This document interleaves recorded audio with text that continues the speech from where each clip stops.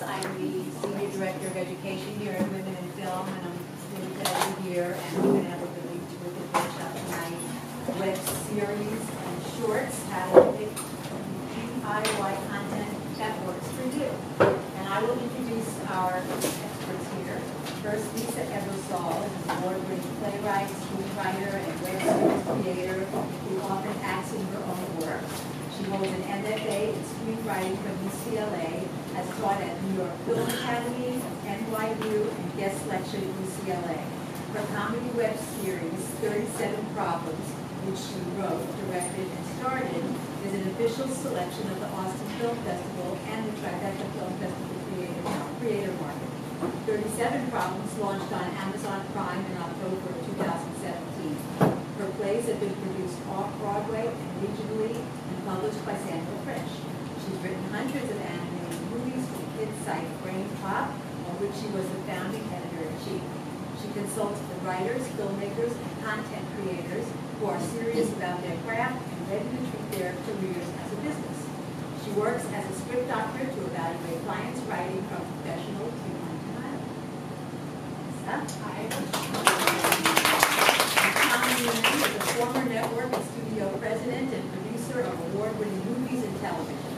He currently oversees Bullseye Entertainment, an independent film and television company best known for producing and financing the multiple Academy Award-winning Best Picture, on which Nunan served as co-executive producer. He also helped sell and executive produce the TV adaptation of Crash, which ran on Starz for 2 seasons, along with many other films and TV series. Nunan is a graduate of UCLA's TFT program and a teacher in his graduate school. As an executive, he's been involved with beloved shows including Will and Grace, Profiler, King of Queens, Martin, Mad TV, Malcolm in the Middle, Star Trek, Voyager, and dozens of others. He sold projects to every film studio, television studio, mini, major, and TV platform, linear, cable, premium cable, and streaming. He consults for media companies, film schools, and individuals seeking to improve their content and content strategies. So I now turn it over to them.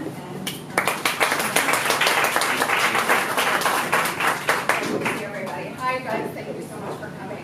We just wanted to get an idea first off of like who's in the room so we can sort of figure out how to best talk about all this stuff. So I guess first things first, if you primarily identify as a screenwriter, raise your hand. How about actor?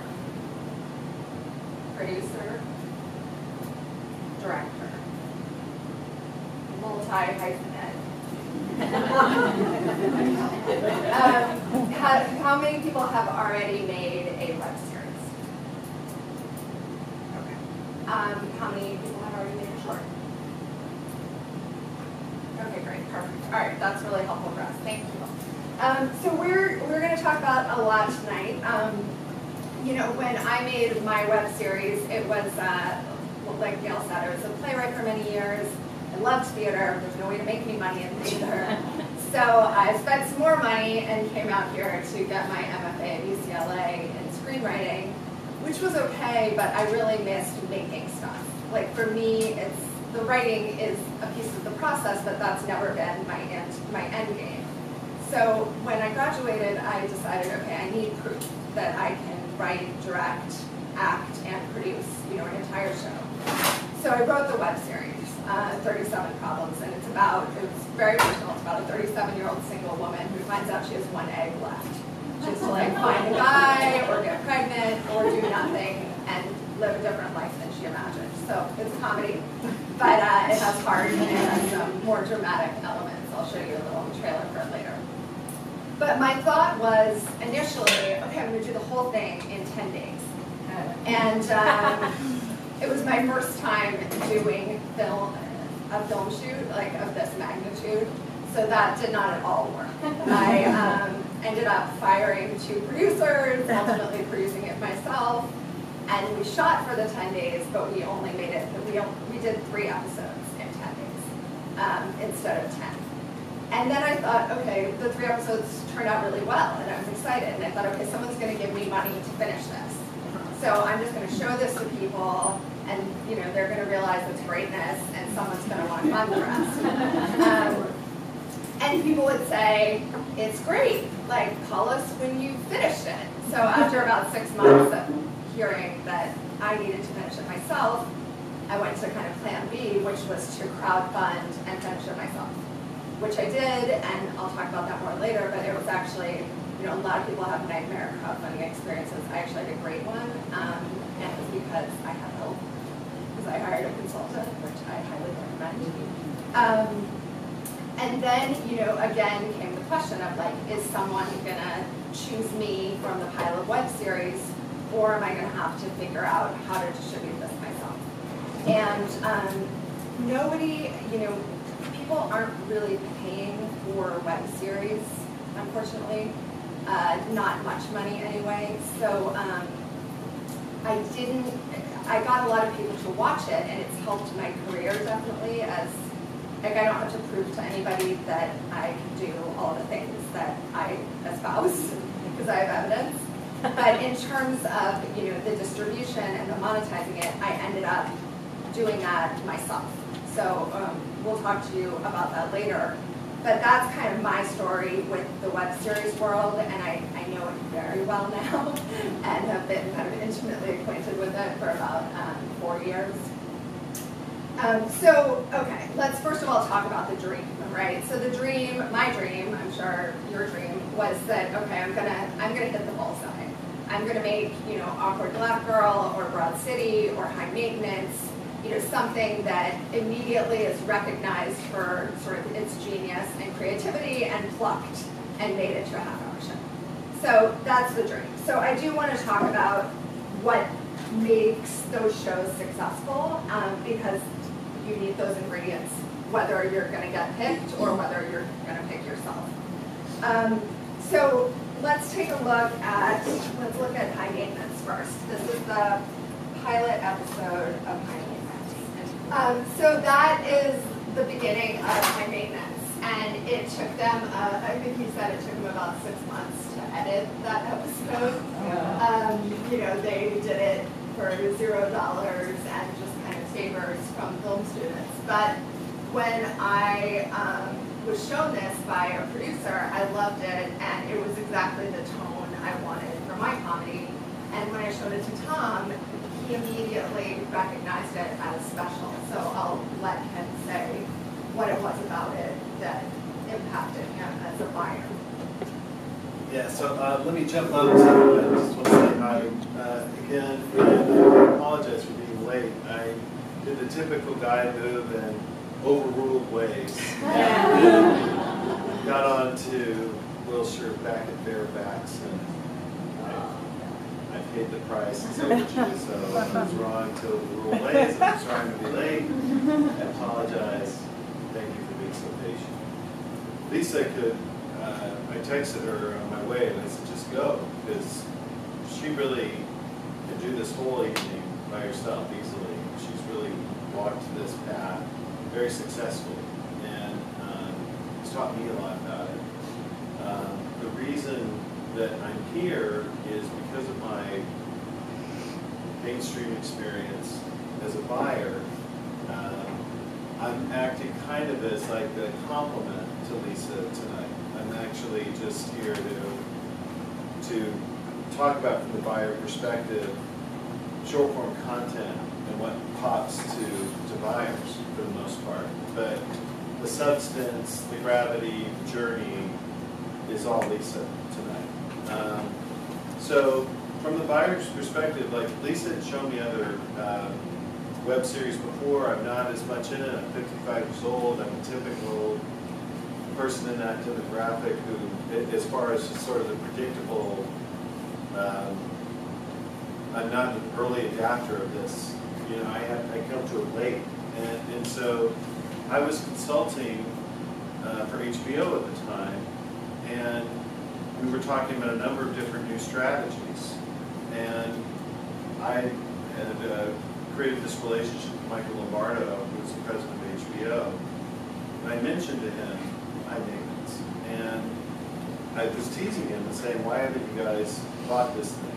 Because in the buying community, you probably all know this, but I'll repeat it for you just to, as an broadcast or ad-supported television largely deals with everyday people, or extraordinary people in ordinary situations. Cops, doctors, lawyers, familiar situations, but featuring truly extraordinary people or characters within them. Cable or non-ad supported content is usually closed communities that most of us don't have access to, where taboo things happen. And this show, High Maintenance, checked all those boxes right off the bat for me, but in subtle ways as well. It's clear, and how many of you have seen High Maintenance before? So you all know that it's an anthological series. It has just double entendres, but multiple entendres with the title. You know, it's not just about the maintenance for people getting high. It's about high maintenance people in New York. It's about these really weird pockets of privilege in New York. High maintenance, but if you're the 1%, you know, and others or other peculiar communities in New York. And so it checks so many boxes right off the bat. But the subtle one here, the big one is it's an anthology, and there were no anthology shows now. Now cable and streaming is littered with anthologies. But there were none back then. TV had given up on anthologies.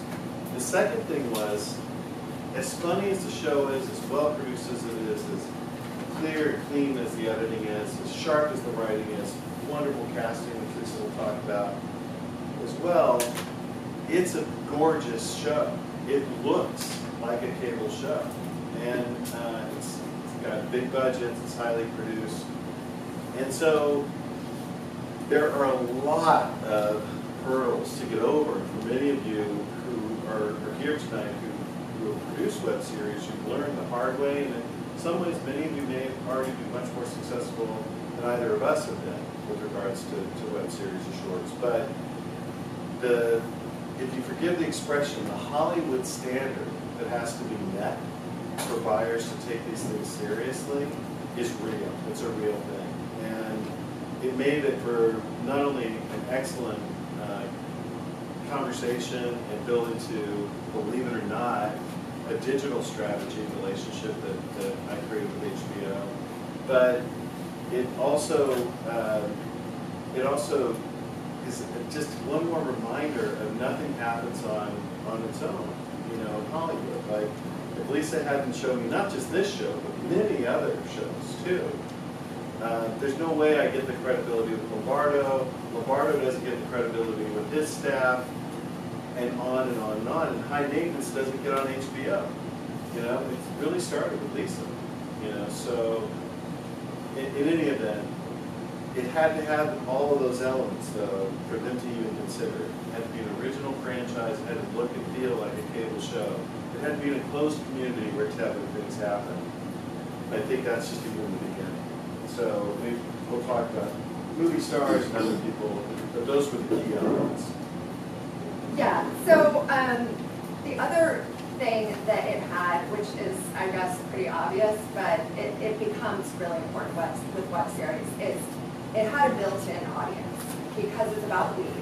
Mm-hmm. And it's that community is very loyal, and they do a lot of like online gaming and watching, and at its core, it was on for 6 years before HBO bought it. So they had covered a lot of ground. They had picked up a lot of viewers. You know, Vimeo had done a season with them, and then I don't know what happened with that, but it didn't move forward. But the built-in audience is really helpful. So when you are doing a web series, if there's not like a hashtag for what you're doing, try to find a way to plug into an existing one. It's really hard, speaking from personal experience, to start your own hashtag, which is like baby ambivalence or mother maybe, you know, all the stuff I've kind of tried. There's no hashtag for what I'm doing, and I think if I had known what I know now at the beginning, I would have found a way to work a storyline in that would have allowed me to plug easily into a conversation online that's already happening, that already has an audience, that people are already hungry for. Because then you're just delivering what they want, right? They want more of their thing, and you're saying, here, I've got it for you. That is a much easier lift than starting from zero and creating the conversation and then creating the content, or creating the content first and then trying to backtrack and create the conversation, which is kind of what I've had to do. In that, what was that, less than 2 minutes, you know, you get a really clear sense of the two characters, their sense of humor, and you know, this is just two women hanging out in New York. So it's really about them. You know, it's the characters who sold it, and their show, the half-hour show, is not much different. It's kind of the same idea, just longer episodes. Do you want to weigh in on The only thing I'd add, and I think you all already probably know this, but the big takeaway I think from this show is, again, the multi-layered title. You know, it's about two broads in the city. It's not Sex in the City, it's two broads in the city. It's broad comedy. This is an extremely broad physical comedy for those of you who know it. And then I think the biggest takeaway is they were completely unafraid, relentless at getting to their colleague, Amy Poehler. You know, I really think if someone were to put a gun to my head and say, so why did Broad City sell and so many other super cool comedies don't sell, featuring gals on the internet, online, I'd say, well, the top three reasons would be Amy Poehler, Amy Poehler, and Amy Poehler, you know. But, and look, it might be frustrating for you guys to hear that if you don't have a relationship with Big Star, but they didn't start with a relationship with Big Star. They did have one intersection, which was significant, which is UCB, but they had to move up the food chain to get to her. And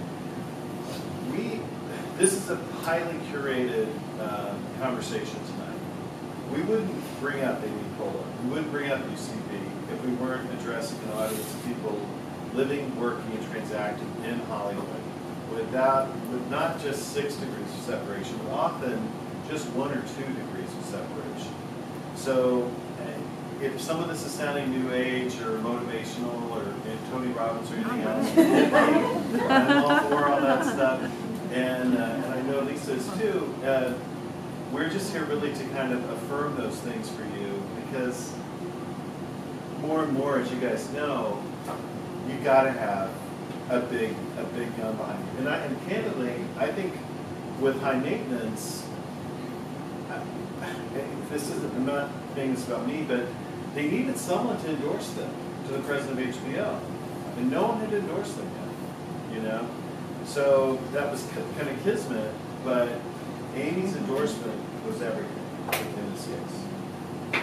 Yeah, and I mean, we're going to talk about that stuff later too, because I mean, I've come to find that it's actually very easy to get to people in Hollywood that I want to get to. So I can tell you how I do that in a minute, but let's just look at our last one, Awkward Black Girl. Do you watch? So yeah, this obviously is now the show Insecure on HBO. But I mean, again, with the title, even the title is like taboo, Awkward Black Girl. Like, it immediately makes you wonder what it's about. And she's presenting, at least most of us, with a new character we haven't seen that much of, which is kind of the black nerd. And then, you know, who's questioned by other people as, is she really actually black? Because she doesn't act like she's supposed to. So she's kind of an outsider in her own world. And, you know, this was really early in kind of the YouTube sphere, and she would make episodes every week and literally just make it up as she went along. And you can see, even with such kind of low budget production and terrible sound and all of it, I think what impacted me the most about it, watching it this time around, is like, it suggests an entire world. Mm-hmm. Like, even in that very small, mostly on her episode, I know she's got a work world. I know she's got a boyfriend. There's this voiceover telling me bigger things about her. She's got this secret rap thing that she does. You know, she's awkward and it's a terrible thing to be. Like, I think the world that she paints in 3.5 minutes is totally would sustain a series, and I think you can tell that right away, is what I would say. Yeah, the gravity of her artistry is apparent in this. And this is something I really want to stress tonight, is that even if you're working with a micro budget, as corny as this is going to sound, the artistry is really important. And if you look at this, how many of you are familiar with the show Fleabag? So you know all of the different elements that Phoebe puts into that show. Direct address to camera, voiceover, time jumps, like everything the kitchen sink, every device to kind of shake you up and keep you off balance is in there. Look at all those devices in 3.5 minutes. There's graphics, there's animation. She's not doing direct address, but she's talking into the mirror, which is something we hadn't seen before. She's rapping, which we hadn't seen before in a comedy, which is illuminating her interior life. The direction is actually really sophisticated. When you're seeing her from the point of view of her hand down below, and so just seeing the intimacy of just that's that feeling of insecurity. And when we've done this before, we've had a little bit more time, we've shown the adaptation of this series into the HBO show. And within the first 3 minutes, we've covered her work life, her relationship world, or let's call it your family of choice, and her family of origin. We've already even covered her mother and her relationships with her family in the first 3 minutes. Buyers notice that stuff. They notice that you're taking care of all the ways that you define a lead character. What do they do professionally? What do they do? What is their family of choice? And who is their family of origin? These are the big 3 that they look for over and over. And she did it brilliantly, and I think in many ways, and you guys, some of you may know the gestation period. This was a long working process at HBO for the show. I really think that in some ways they stole some of the charm of Awkward Black Girl, but it's by turning it into Insecure. A lot of I really feel like the show was working pretty well as is. Sometimes a bigger budget and more writers don't always help things. Yeah, I mean, I think like what all of these have in common for me, and what we talk to the writers we work with a lot about is singular point of view. So it's, everybody has the same ideas. You know, ideas are dime a dozen. Anyone can write a show about a weed delivery guy in New York. But it's the point, it's your specific point of view that's the thing that's going to be different. So when you watch something like this that just has such a clear perspective, it's just easy to get on board, because I feel like this person knows what they're talking about. They know who they are, flawed and all. Like, it's clear to me the lens that we're going to see the world through. And that's something, you know, that you need to be clear about in your own work, like before the writing happens, because that's the kind of what's it about and what is the lens we're seeing the world through is really important in all of these, in the web series and the shorts. Before we screen the shorts, I'm going to talk a little bit more about the web series kind of business model at this point. So at this point, like I was talking about audience with the built-in lead audience, because audience is your currency. Like, I know it's annoying that the number of followers on Instagram and Twitter and all of that matter, but it does matter. You know, it's I'm releasing 37 Problems on Hoo Ha Ha, Elizabeth Banks' channel, next week, and they're releasing it like exclusively for free because it hasn't been free yet. And as part of getting on their channel, I had to like make a creator page and connect all my social accounts, which was totally humbling because it shows you like your influence, like how many thousands of people you influence, and my number was like very low. So I hired someone for $100 a month to grow my followers by 1,000 people a month. So that's what I did about that. But the having that organic audience who you're talking to about your work is as important as making the work itself. So what does that look like? You know, that if you haven't made it yet, then I would suggest starting the conversation now. It's almost like to really launch one of these things properly, whether it's a web series or a short or a feature, you know, it really doesn't matter. You need to kind of release 1,000 little things. So, I mean, it can be little videos of things that are related. It can be small, tiny clips, GIFs, anything that's related to the conversation that you want to have, that you want your work to start. I do these selfie videos of like filmmaking acts every week on my personal Instagram channel because you just want to be constantly in people's face, basically.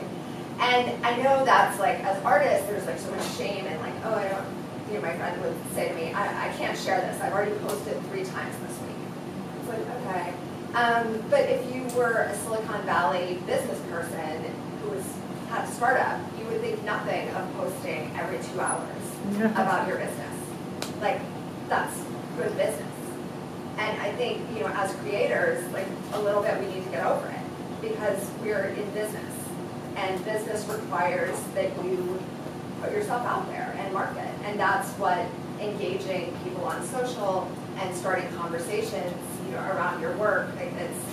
Mine, is this fertility comedy. So there's a lot of conversations to have around egg freezing and single motherhood and, alternate ways of forming a family. And all of that I can now see is supplementary and complementary to my work, and I'm just starting to kind of engage that. But ideally, up front, before you even launch the series, you've engaged that so people are ready for your work.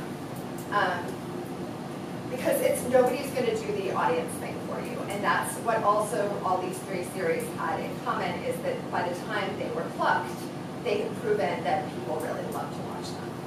And and write about them, and they had a following. And so it's not hard for a network to say, okay, I'll take all those people that are already watching your show and make an even longer show for them to watch. So doing that for yourself, for your show, is really paramount up front. And then I think the other thing, the question I wanted to put out to us just for tonight in general is like, why are you making a web series? Because could you make a short and achieve the same goal? I think there are definitely, the reasons I made a web series was because I want to write, direct, star in, and produce episodic television. So it was important to me to tell a story over a series of episodes. I also really liked the short chunks. It just appealed to me, the idea that you could kind of have space in between these episodes that we didn't really know what was happening off screen. I just liked the format. But the main thing, aside from just making the work, was that it was going to be, a proof of concept for who I am as a creator. I'm a female comedy content creator. I create edgy content that talks about all the things that nobody wants to talk about. And this is proof of that. So I think that's a great reason to make a web series.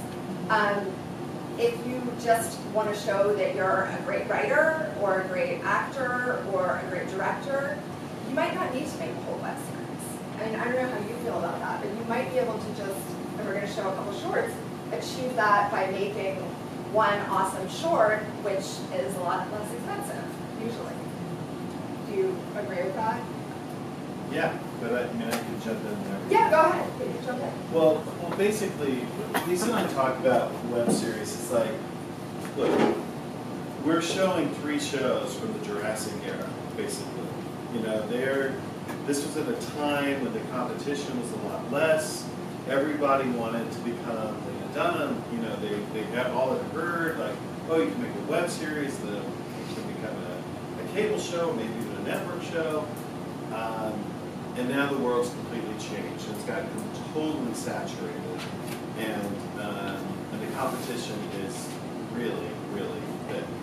So what we advise people when it comes to do-it-yourself content, meaning you're going to self-fund whatever you make, whether it's a web series, a short, or an independent film. Let's just call it that. There's one thing I don't want to hear any of you making is a full-blown pilot. That's one thing that no one will ever buy. If you finance a 44-minute drama or a 22-minute comedy, forget it. Like, I think there's been one example in the past 15 years or so, or 20 maybe, and it's the It's Always Sunny guys, and even that has taken on proportions of an urban legend, when in fact FX knew about this comedy troupe, they encouraged them to shoot something. They were way far along before they actually shot that format. But setting all that aside, when we talk to writers now about it, before they set out on this journey, we always want to make sure that they've got at least 3 strong reasons for making this thing. Because everything that Lisa's telling, like, the social part wasn't a humongous thing in getting high maintenance and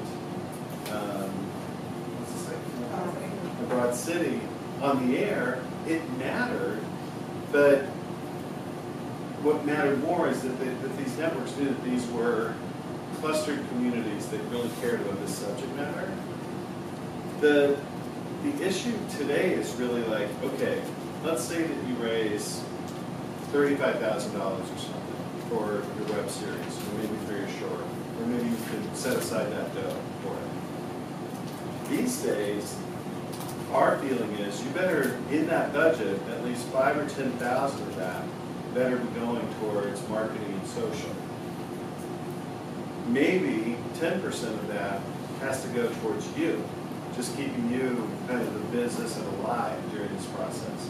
Whereas back in the day, you could set aside 5 grand, 10 grand, maybe 20 grand, just produce a web series and get it up on YouTube. It's just not enough anymore. And what we're finding over and over again with clients is that they're under-resourced.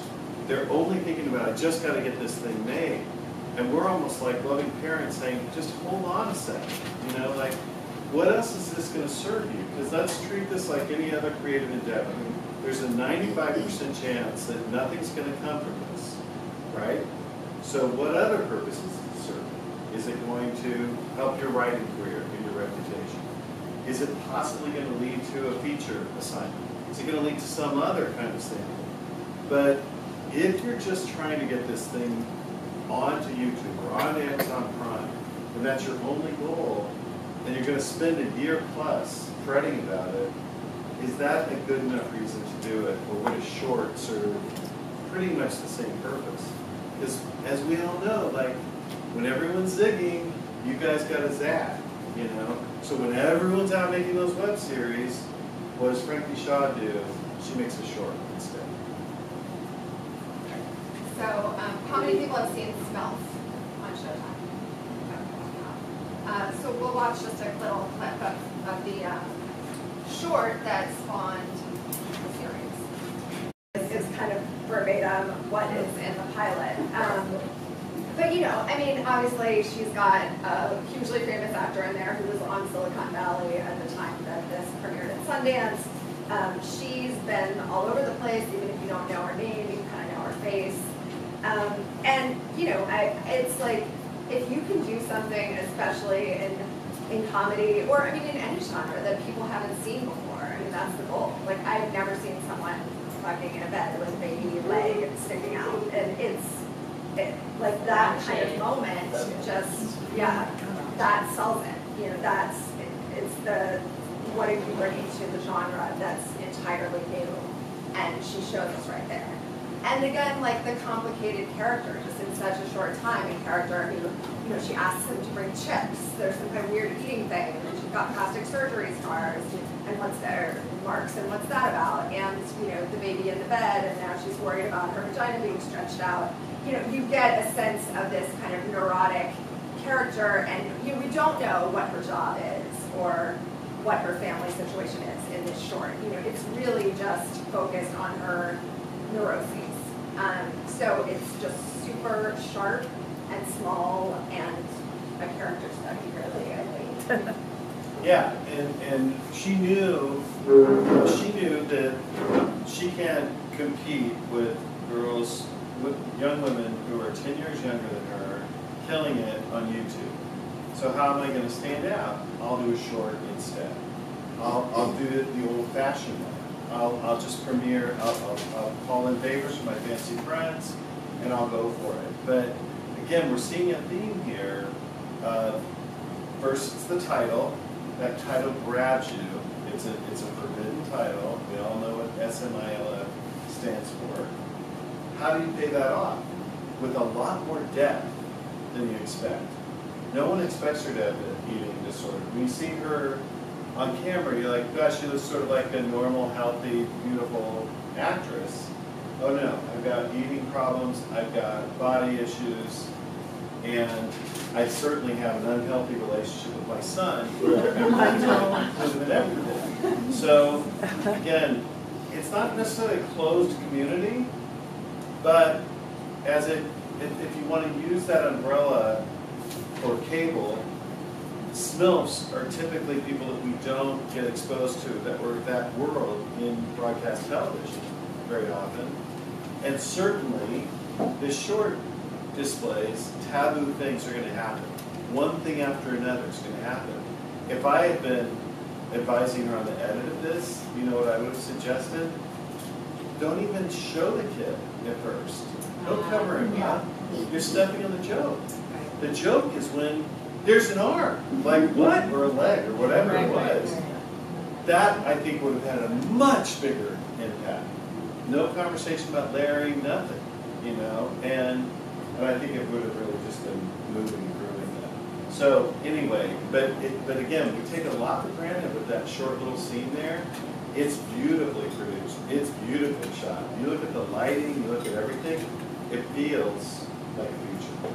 The one we just saw. Yeah. Yeah. Okay, and the last short film that we just wanted to take a look at. Yeah, no, we won't look at the whole thing because it's kind of long, but this is one of our favorites.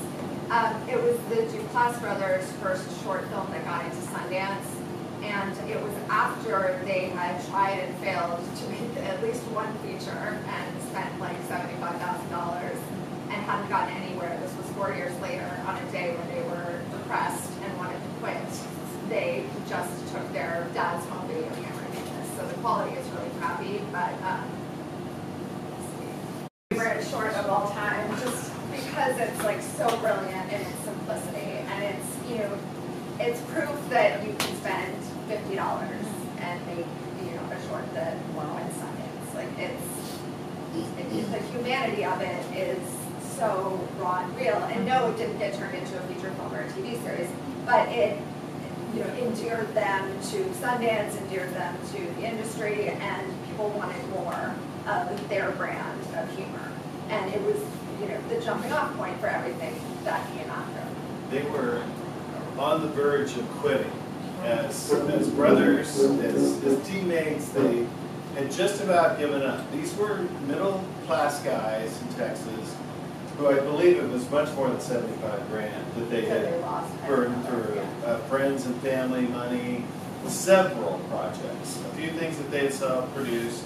They were very mainstream. And if you're a new voice to Hollywood, Hollywood's not looking for your mainstream ideas or your mainstream vision. They just aren't. You might ultimately get there if you know, if that's your goal, but they poured all of their frustration, all of their angst, all of their fear into this thing. This was a radical departure from anything they had done before. And this now is living up to that notion of, oh, this is an independent film. This is an indie voice. This is our voice. And they actually asserted a whole new movement called Mumblecore, which many of you have heard about. And but they were copying Hollywood and losing for years. So I know that you hear a lot of folks come through, and you've all been to seminars and other things that talk about how hard it is in Hollywood and how rough it is. And we spend a lot of time talking about myths and misguided notions. And I really think differently. I think that people are there to help out, but you've got to sort of know your role in this. What are they expecting from me in this transaction? They're expecting from me, if I'm brand new, to bring really new to the conversation. And the guys didn't get that. They thought they needed to fit in. And it wasn't until they were free to just be themselves and not care anymore that their real creative voice came out. But it was years of failure before they got to this. All right, so just a couple more things, and then we'll open it up to questions.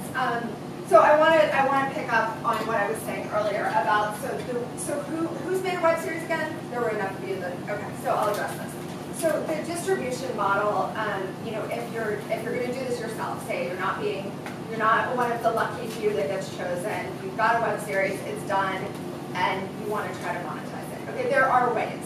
There are not that many ways, but there are ways. So number one is Amazon Prime. It's kind of a headache just because they make you format things a bunch of different ways, but it should take you and your editor probably one day to output all the episodes and make all the art the way that they want it. Generally, they pay you now 6 cents per hour that people stream your series, which is laughable. It used to be 15 cents. When it was 15 cents, I was making about $1,500 a month. Oh, wow. So that was great. Now that it's 6 cents, I'm making more like $400, $450 a month. It's still better than nothing. It's like a thing that's done. If you have old shorts or old features, like I tell everybody, put your stuff on an Amazon and just start getting money coming in because there's no reason not to. It's not that heavy of a lift. The other thing that's nice about Amazon is that you can say, I have a show on Amazon, and you're not lying. And Amazon wants more content so they can compete with Netflix, so they present your show as though it's one of theirs. Like people send me screenshots all the time of their Apple TVs or their Rokus where it's literally like, Fleabag, my show, Mrs. Maisel. Like all in a row, all the little Amazon thing on the corner, all presented as though, like, I guess they're serving somebody female comedy content, and that's what they're getting. So it's branding-wise, I think it's really helpful. It's helpful in talking to people. It gives you legitimacy. So it's kind of a double-edged sword. I'm angry that they are sort of cheating filmmakers by paying them so little, but it's something, and you're benefiting from the brand association. So Amazon is one I would definitely suggest. Seed and Spark, which a couple people on this one I know about, Ali. They're like an indie platform, kind of an indie Netflix. It's not as much money because the audience is not as big, but the content there is highly curated, and you will make some money. I think the first month I made over $500. Now it's dropped to, it's usually around $100. But so between Amazon and Seed and Spark, I'm pulling in pretty consistently like an extra $500 a month, which helps. There's also Vimeo on demand. I don't know what the numbers are on that because my show isn't up on that, but I'm going to get it up there. And that allows people, it's not like a streaming fee, it's not the licensing model of the other two, it's like people can just pay to watch, kind of like iTunes. And then there are, I want to say, like 5 different blockchain-based services that are launching this fall. Like I swear to God, every day I get an email about someone who's launching blockchain filmmaking. But the one, I was at a festival this weekend in New York, and there's one called Pop Chest, who, they're definitely happening. Like they're launching in October. So that's something I would encourage you to sign up for. I think right now on their website, you just give them your email and they're going to tell you launch dates. But their basic thing is they stole a YouTuber who's got like 300 billion followers, some crazy number of followers, and they brought him over to Pop Chest. So he's now going to not be on YouTube anymore. So if you want to watch this guy, whoever he is, you're going to have to go to Pop Chest. And they're thinking that by bringing that whole audience, the audience, once they're there, is going to be like, okay, we watched this guy, what else is there? And that it'll kind of spread to have people watching more content on their channel. And their model is basically like for everything that a person watches, I get like half a penny. But I mean, those pennies do add up. Because like, think about the Amazon thing. It's 5 cents an hour, and that's adding up to $400 at the end of the month for 60. I have 60 minutes of content out there. So those are sort of immediate ways that you can start making money off your existing content today. If you're in the pre-web series or pre-short space right now, the number one thing is the audience building. Like that's really what I would suggest first and foremost.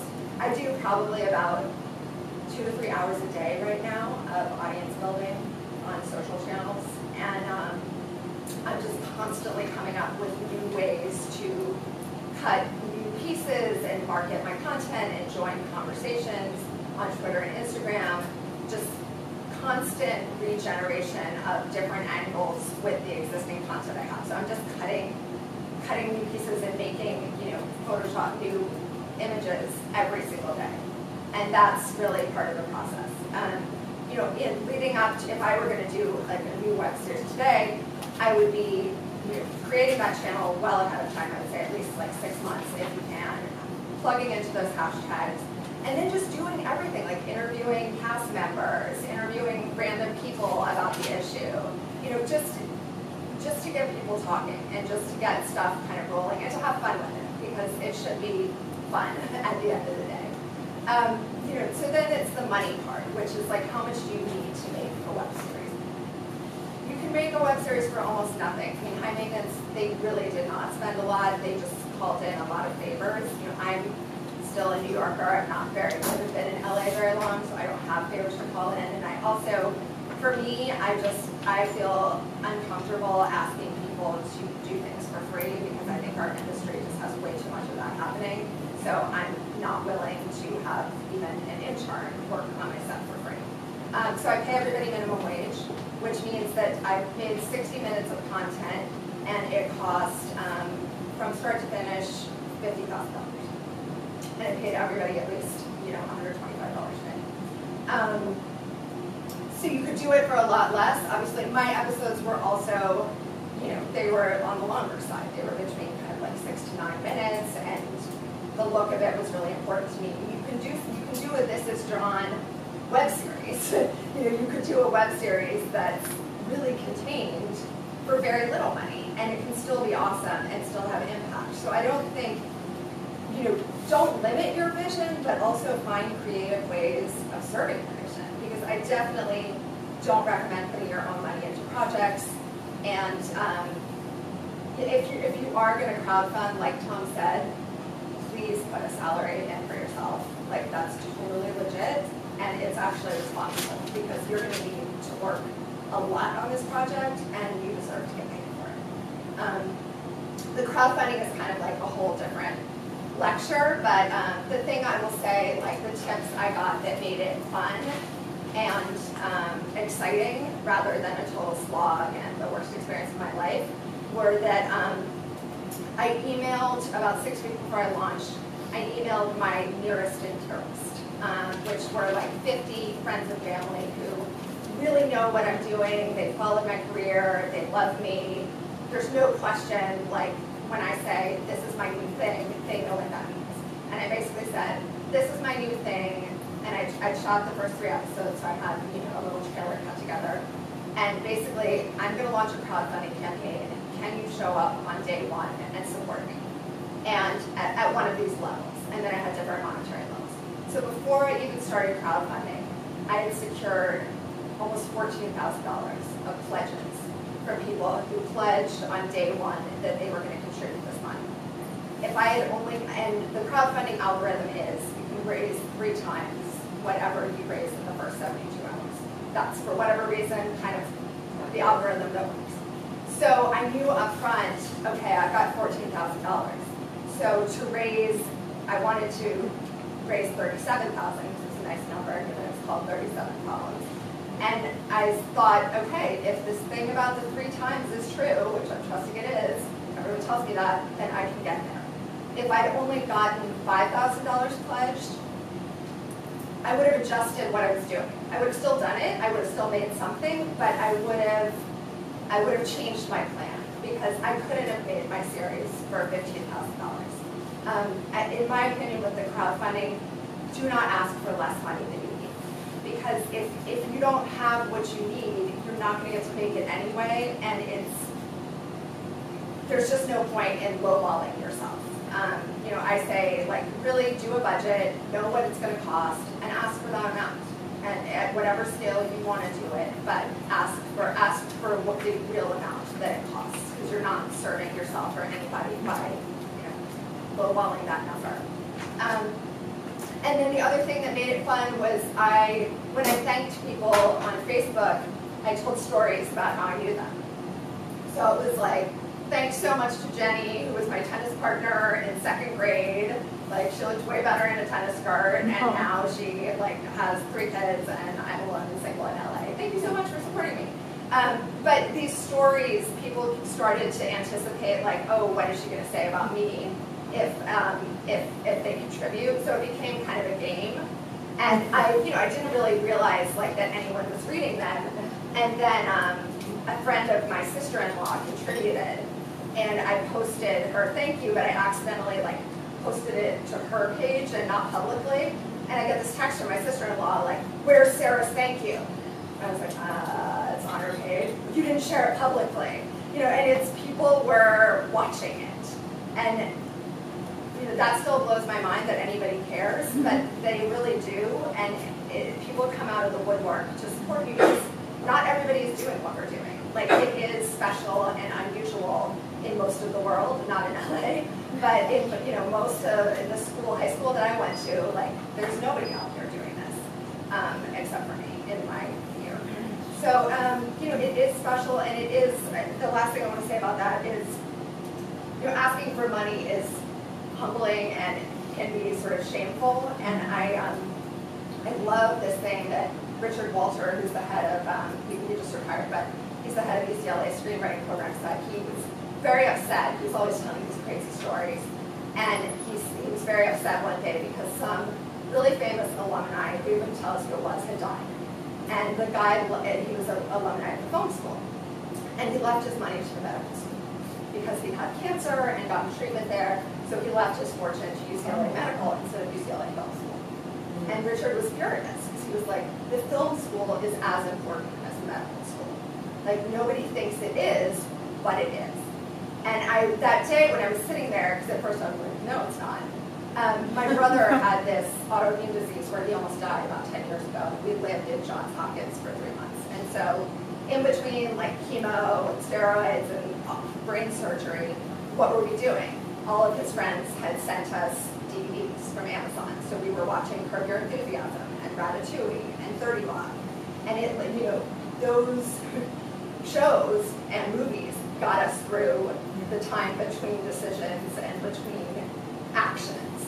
And it was as important as the actual medicine that was happening. So I just want to give you that empowerment that what we're doing is not less important than being a doctor or a lawyer. It's just as important in your life experience up till now. I have 20 years of experience doing this. I deserve to make as much money and be as successful as a doctor or a lawyer has 20 years of experience doing what they're doing. It's just a different way of looking at your value as an artist. We don't have it modeled for us very often, like financial stability and success as an independent artist, and it is possible. It does require usually having a job that's not exactly your creative one that supports it. I coach, I teach. I do that in addition, that enables me to do my creative work. So having multiple revenue streams that are going to allow you to make your work and feel supported is, that's what I would encourage everybody to do if you're not in that position yet. Do you have any thoughts? Oh yeah, the trailer. Okay. Yeah.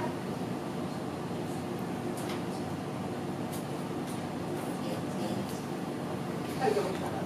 Okay. All right. Okay. So this is just kind of a fun thing. We're going to talk a little bit about. We wanted to talk about trailer strategy because usually that's like the one thing you're going to get people to watch because it's short.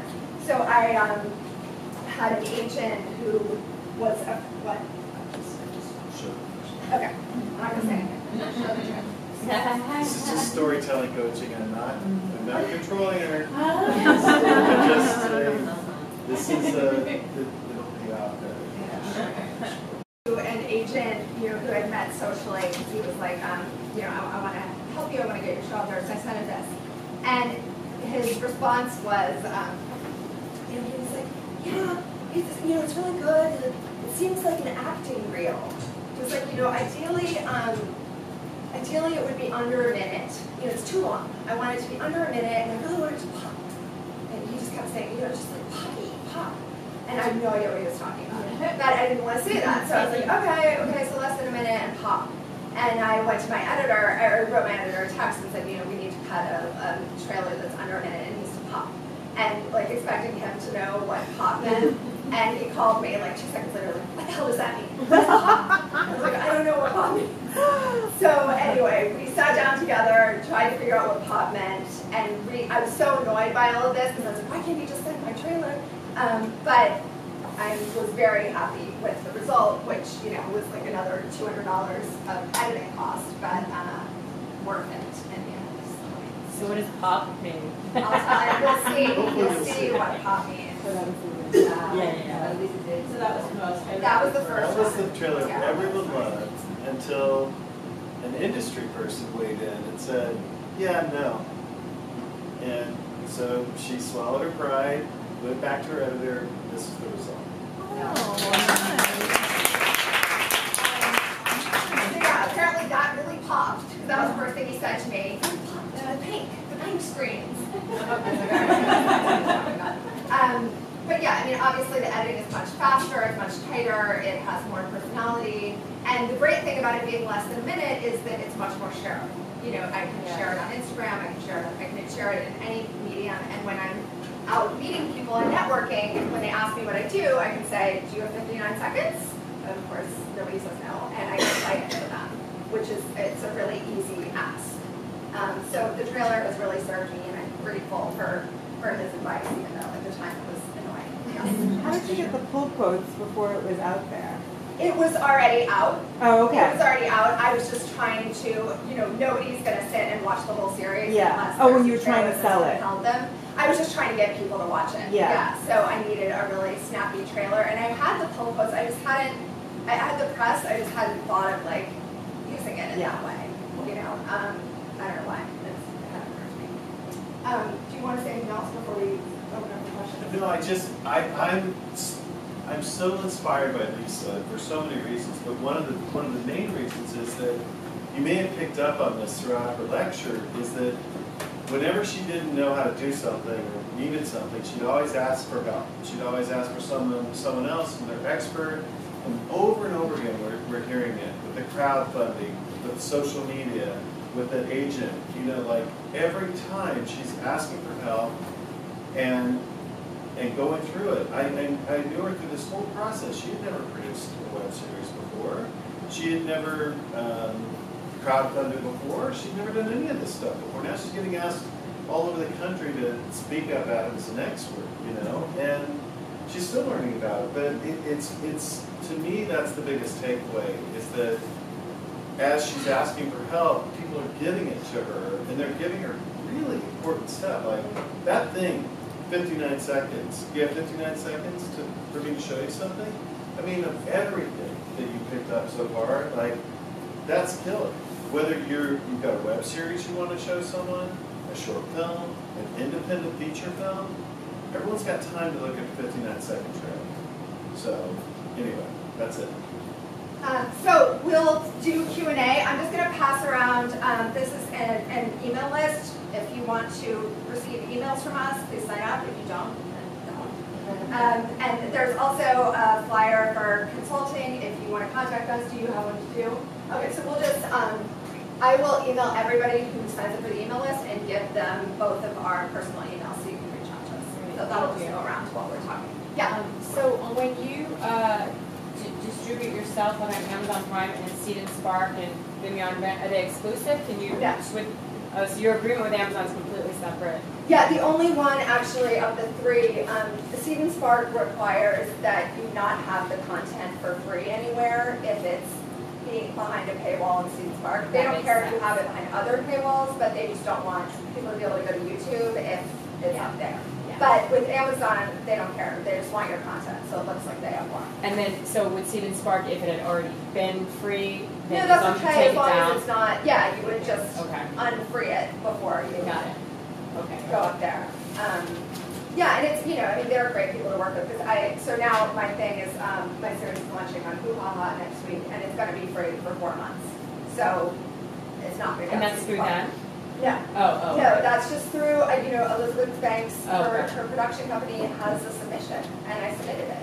And I didn't hear anything for 4 months, and then they called me and asked me for a meeting, and said they loved it and wanted to distribute it, and so it's great. Yeah. Yeah, behind her. So when you put it on Hoo Ha Ha, do you have to remove it from the other platforms since it'll be free?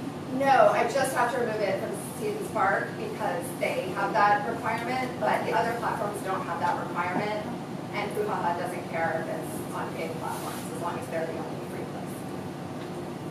Yes? I'll stand up because I'm way in the back. You guys were talking a lot about like taboo material, and I have a question about knowing if it's like too taboo for certain formats and kind of figuring out where to place it. Because I have a project in development about strippers in Chicago based on my experiences as a stripper in Chicago with like my friends and stuff like that. And I've had some people tell me it's too taboo to ever really end up on cable television, even though I feel like it's like a worth 30-minute or like format longer episodes. Is that something, if it's too taboo, to kind of focus on building an online community around it, or is it worth trying to focus my efforts more on like more mainstream? I mean, I don't see how stripping is too taboo for me. So I can speak to that super directly. I have a series called Unicorn Land that's been up for a year and a half. It's about a woman who, after her divorce, realizes that she failed at marriage. She doesn't know how to do relationships, so she dates and fucks 8 different couples, and every episode is her fucking a different couple. And it has nipples in it, so it can't be on YouTube, but it can be on Vimeo. But for the reasons that Lisa mentioned, Vimeo is actually not a great platform to stream something on for free. It doesn't monetize well, and they also don't have great algorithms to promote it. But it sounds like you probably also have a really great innate network of audience members who'd be really interested in it, and that's what we had, because we sort of tapped like a polyamory kind of market. And so that way you'll probably be able to get the word out organically and get a lot of buzz around it. Also because it's so taboo, that will also be an exciting point. Yeah, and I have full frontal nudity, my own, within the first 15 seconds of episode 1. And I haven't had any problem. It's up in the world with that. It won't be on YouTube with that, but it's everywhere else with that. Cam was just bought by Netflix like that, and that's about Cam sex workers. Cam girls, right? Yeah. Well, no, it's actually just called Cam, and it literally was just in the Toronto Fantasia or so. I forget, film festival, and Netflix just bought it, like literally 2 days after it screened, and it's about sex workers. So, I mean, strippers aren't necessarily, I don't know if that's considered a sex worker, but I think they're looking for Yeah, it's just that hard kind trying to of figure out where female- to focus the efforts. Because like I have an established following on YouTube from doing shorts and stuff, but it's not the demographic, you know what I mean? It's like queer content and then this stuff, so it's like I don't know where, and also doing YouTube videos, like my shorts have millions of views, but I don't know how that translates then to getting things seen more like industry wise, because it's like 5 million 16-year-old girls watched it, but they're not people who are then going to hire you to do anything like longer form. So kind of, I guess it's a two-part question, sorry. Then like how transitioning from web content to then having the industry take it seriously, I guess, like. Well, I think that's kind of a longer conversation, and you can definitely email. We'll email you if you sign up for that list, and we can talk about it. Because you absolutely, if you have that many followers on YouTube, you absolutely can convert that, and that's currency, and that can turn into people taking you seriously. I would just say I've never heard a successful story about somebody diluting their content or voice and it working out. It is better to be too edgy than to be like nobody's looking for like the next procedural from you. They have people who do that really well, and they can come up with them all day long. They're looking for something they've never seen, and they don't know what it is until you present them with it. Yeah. I think all of these examples were comedies. Do you think that this applies to drama and drama or like series? Yeah, definitely. There's a show called Eastsiders that was like a soap opera about a gay couple in Los Feliz that my friend made. That he cast a soap opera star in it, which I highly recommend doing. It's very smart. And because the guy had, and soap opera people have insane followings. they have people who've been watching them for like 20 years and love them. And So they he wanna cast go. a soap opera star, and he's got a huge fan base just from that. And they crowdfunded the first season for, I think, $25,000, crowdfunded the second season for $125,000, and then Netflix paid for the third season, and it's up on Netflix. All the seasons are up on Netflix now. So, and there's also a show called Love Linda that's a drama that was acquired by a Canadian show. I can't remember who acquired it. But yeah, that was like a straight drama, kind of sci-fi drama. So yeah, there's definitely room for that. I think that for some reason, because it's usually the people who are creating the shows are multi-hyphenates, I think that kind of just tends to happen more in comedy than drama maybe, but I definitely think that Yeah, there's but it's an untapped area, and people are definitely looking at it. The question would be, what purpose are you asking it to serve? Are you going to try to sell a series based on it? Because if so, you might be able to get that same vibe across in a short film. So you really have to get your community of friends and experts and really working it out together and pitching it and talking about it before you really make that plunge. Same thing with like an independent feature, because one thing we didn't have time to get into today is like, as soon as you're talking about a web series at 50 grand or so with marketing costs and everything else, you're knocking on the door of an indie feature budget. And boy, can you monetize those. You really can monetize those much more easily than web series. So you have to really ask yourself, like, what's my end game here? Is it just the art, or is it something else? Yeah, I mean, for the next iteration of 37 Problems, I'm writing a half-hour version that I'm going to pitch with an actor who's doing the second season with me. And we've already outlined it as short form in case we end up crowdfunding and making it. And if we do the short form, it's going to be short form that can be combined into a feature, or a feature that can be cut into pieces, so it can serve. We can release it as a feature, we can release it as short form, it can serve multiple revenue channels and have multiple lives, rather than just being one thing. I mean, we're going to try to make it three things, which I think is really smart. And one of them, I was just going to say, one of the favorite projects of both of ours that we've developed with a writer client was a thriller web series about these two high school girls who kill one of their boyfriends. Yeah. Anyway, it was great. It's great, and it's like you don't see that many thriller web series. So I think, especially like doing something in a genre that you don't normally see short form content, that would be a way to stand out. But why would you do a web series over a short? If the short can handle like a lot of, where you're saying like maybe a short can do the same thing for you, why would you choose a web series? Like I'm sure there's reasons. What is the reason? Well, my reason was I wanted You to. want to restate the question? Oh, yeah, she said, why would you make a web series if a short can serve the same purposes? Like, what would be the purposes for making a web series? My reasons were I want to write and create for television, not for, take a movie job if someone pays me, but I'm most interested in being a television creator. And I wanted to tell a story just creatively that took place over a season of episodes rather than a 3-act, self-contained movie.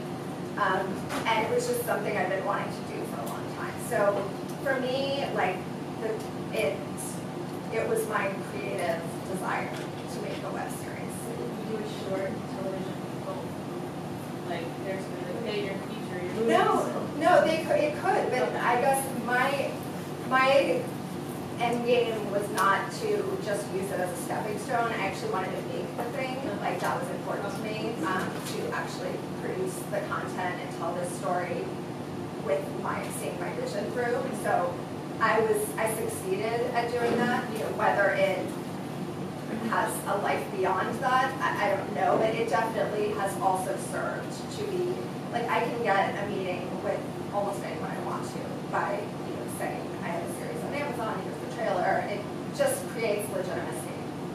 But another answer is, you smell this a great example, like short film, series, so it just depends on what your confidence level is. And she knew that she had Thomasville that's going into this. She knew she had a decent budget. It had enough swagger that it felt like a great little indie Sundance film. So there was a real strategy going into it. And there's some people that just think, there's no way this is going to work as a short.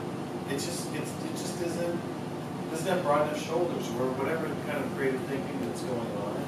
But also, the model had been web series, cable series, web series, cable series, web series, cable series. Frankie disrupted it. And what happened was, it exposed the dirty little secret in Hollywood, which is agents and executives don't want to watch a whole web series. If they can watch just one short, they're thrilled. And if that thing's less than a minute, they're even happier. So it really kind of comes down to that sometimes too. Yes. Hi, I made a short 2 years ago that did really well on the festival circuit. It won a couple of awards, and after making it, as you know, it's so hard that I was like pretty exhausted after, and I wasn't really able to like use it as an on-ramp, although it's there, it's existing, and it's still, you know, I feel really strong about it. So now I'm like trying to figure out how to use it as that on-ramp. I had a manager at the time who really wasn't, she wasn't really adept at like navigating kind of the short form world. And so I'm just trying to figure out, I mean, I'm going to now figure out sort of these distribution models that you mentioned, but I really want to get it in front of people, and I don't really know how to do that. That can maybe make decisions and hire me as a writer. So I wrote and produced it and directed it. Where is it now, when you say? So I haven't put it anywhere because I really wanted to hold off. It's been nowhere for free, so I haven't.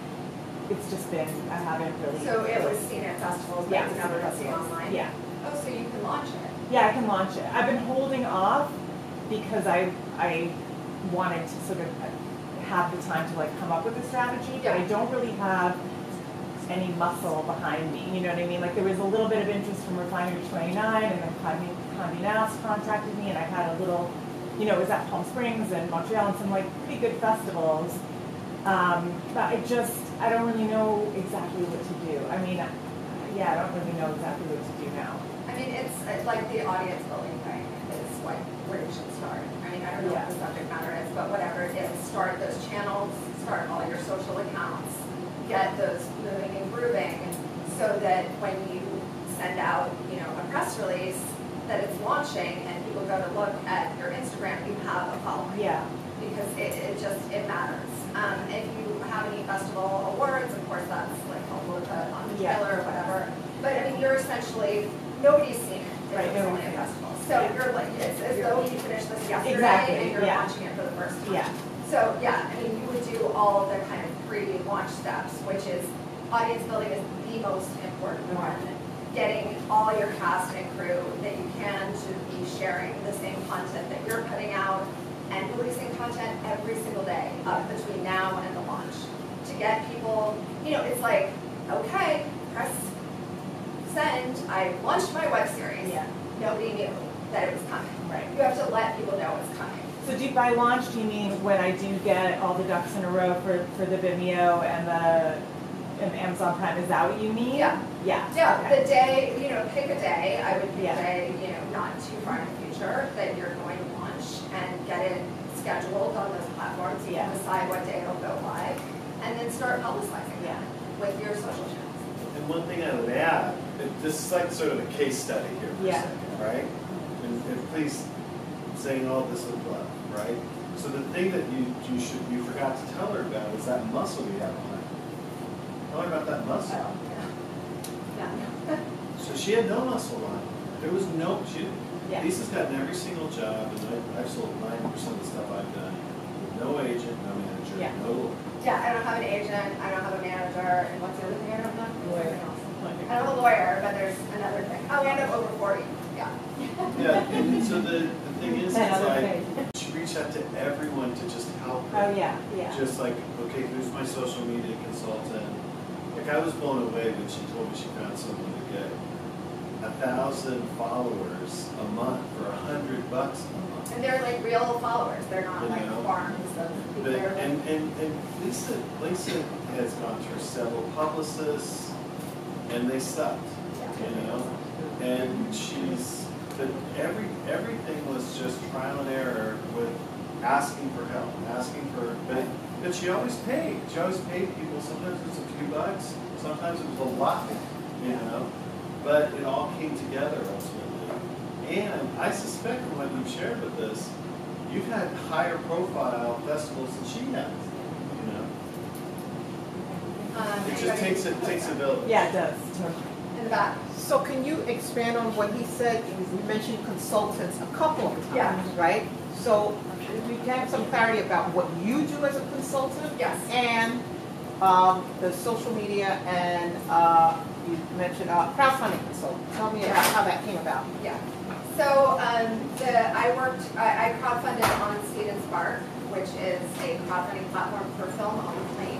They are 87% successful at people raising the money that they set out to raise, which is much higher than any other platform, and they take a lower fee than any other platform. So I crowdfunded with them, and they're also, it's curated so they don't take every project. And I basically asked them, how do I succeed? And they had a lot of feedback. You know, they gave me feedback on my pitch video. You know, I sent them a rough cut, and they were like, okay, do this, this, and this. It's too long. You need to get this information up front. They really like held my hand through the process. Back to Stevens Spark. It was just a female filmmaker network that I'm part of. And like women in film, but kind of for multi-hyphenate artists. And then the consultant was one thing that they mentioned. They didn't say you have to hire a consultant, but they said, you know, if you need help, because it was me doing it alone, I didn't have. Some people have a cast and a crew who are as invested in the project and willing to also work on it. I was not in that position, so I spent about $1,000 over the course of 3 months on a crowdfunding consultant who's wonderful. I'm happy to send you her name. And you know, I raised $38,000. So $1,000 of it went to her. About $3,500 went to like credit card fees and crowdfunding platform fees, and I walked away with $34,000. But I believe in experts. Yeah. And like the social media thing, like I don't know, I don't get it, I don't know what she's doing, but like the people are real, they comment on my stuff, a lot of them are actors, and you know, she knows how to do that. She's an expert at that, and she told me which hashtags to use, because she was like, don't use any hashtags that don't have over 1 million followers, there's no point. So she gave me all these hashtags like that I wouldn't have thought of, like comedy night, stand up, things that were related but not exactly what it was, and like show instead of web series, and just kind of broader categories so that more people are getting exposed to my posts. And all I have to do is to keep my side of the bargain is to post 3 times a week. And I post more than that. And what is your So consultant? what do I do? Well, it's on that flyer that we were sending around, but we both coach filmmakers and screenwriters pretty much on every part of the process. You know, I coach people on web series from start to finish, just on the crowdfunding stage, on the editing. You know, Tom does too. He's been doing this a long time. I think it's just, you know, what your needs are and which one of us can better provide for you. It's pretty easy to figure out if we both have a conversation with you. Usually see who's kind of just going to be able to give you what you need quicker. But yeah, I mean, we need help filmmakers make their work, and that's what I want everybody to be able to do. It's the saddest thing for me is like all the people that have like an idea for 10 years and never made it. And it's, you know, it's really easy to be that person in the coffee shop 10 years later, still talking about the idea. It's easy, and I don't mean that like disrespectfully. It's just without support and without like a clear vision and action steps that you're doing every day, and that's, I mean, what our like career coaching provides. And I have my own coach, you know, because I need somebody to take my vision and tell me what to do today to realize it and make me accountable. I needed that support.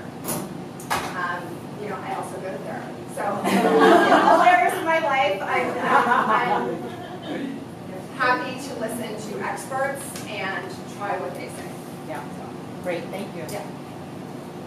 So, you know, this is John, a little bit rough around the edges, but Yeah. with a great heart. Oh, yeah. How often is the reception for being rough around the edges but with a heart? I mean, how do those play? If you didn't have a lot of money, if all the money isn't on the screen, and it's got a heart and it's got moves and it's brisk, you know, what's their success stories? I mean, I think just as valid. Like the series I'm making now is called Hard Knocks, and I'm shooting it with my iPhone and like no equipment, and it's about me trying to get my puppy laid before he gets neutered. And his name is Knox. So it's literally like no budget. My goal is to spend no money on it, so I'm like trading favors and doing it myself, and it's just a different thing. But if you have no money and you have an iPhone, you can make a movie. Yeah, in the back. Are you looking for actor dogs for that? Yes, I am. Okay, 'cause He I needs have one. dates. Okay, good. Yeah, he Yeah. played a girl in a film. Oh, I love it. Yeah, I got a husky earlier. Yeah, he did. Yeah, so anything but a husky. All right. He's a husky reddish. Yeah. Hi, just piggybacking off of her question. I didn't catch. Would you suggest a short film to have a trailer also? Yeah. As a web series? Yeah. Yeah, you need something that's under a minute. For sure. People are lazy. Yeah. Yeah. I have a follow-up question Yeah. to my own question. Sorry. So I made the short, and I was thinking before I came into this event tonight, I have this web series idea that I've been kicking around to add to my body of work to show that I can write something episodic, you know. But now I'm not so sure, based on what we talked about, but I feel like I need something. Because I'm not necessarily looking to go into a staffing room.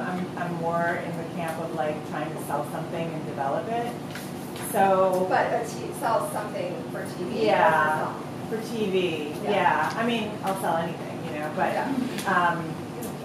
I'm a playwright. So so I resonated with Lisa. So my short film was a play first, a short play that won some awards, and that's why I made the film. Right. And now I'm like, where do I put my energy? Do I put it over here? I only have so many resources, right? So do I put it into a web series? Do I put it into, a feature based on the short? Do you have an excellent pilot that's similar to the short in subject matter or something? I don't, but I could create. That would be my suggestion. To just have as a script, you mean? Yeah, you're going to need a script sample that shows you can write in half hour or hour, whatever it is that you're going to do. Yeah. In addition to the short is just kind of a bonus. The script is mandatory. Right. But the web series, I'm really walking away from this going like, I don't think that buyers look at a web series and go, boy, she can run her own show. Or, there's no relationship there. Right. Or just to buy it. I mean, nobody buys web series. They're not going to do that, I don't think. So these are the kind of conversations that, if you sat with Lisa for a little while, you could, because what we always try to keep people from doing is doing this one thing here, and that one thing there, and that thing up there, and this other thing over here. We try to help people have it serve some broader vision for your career. We try to get people to save time and money. And also, and I just think that it really depends on your long-term play here. Yeah. But my gut tells me you shouldn't mess with the web series. Yeah, I was talking to my coach.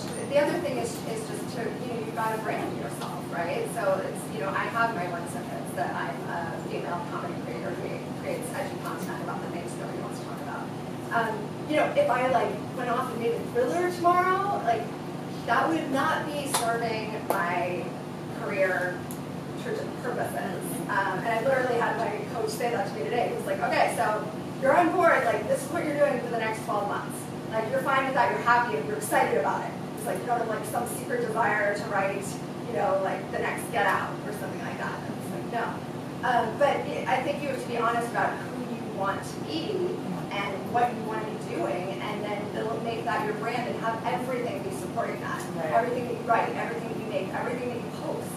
It should, your bio and Instagram, like it should all be supporting your vision for who you want to be in the industry. And one thing I'd add to that is, many of you already have brands, but you just don't even know it yet. And yet, if you look at what you're posting the most of, naturally, organically, that's probably your brand. Right.